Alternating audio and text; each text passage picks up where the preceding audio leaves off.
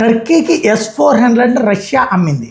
అయితే ఇప్పుడు టర్కీ వాటిని అంతకంటే ఎక్కువ రేటుకి అమ్మిందా లాంగ్ రేంజ్ ఎయిర్ డిఫెన్స్ సిస్టమ్స్ని అన్నటువంటిది ఇప్పుడు చర్చ జరుగుతోంది. ఎందుకంటే అన్నేముడు గల్ఫ్ స్టేట్కి అమ్మింది అన్నటువంటిది అంతర్జాతీయ మీడియా ప్రొజెక్ట్ చేస్తుంది.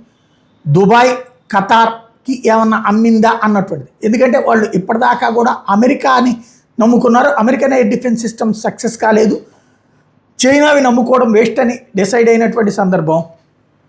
S-400 ఇవి రష్యా అమ్మడానికేమో ప్రస్తుతం దానికే అవసరంలో ఉన్నటువంటి స్థితి.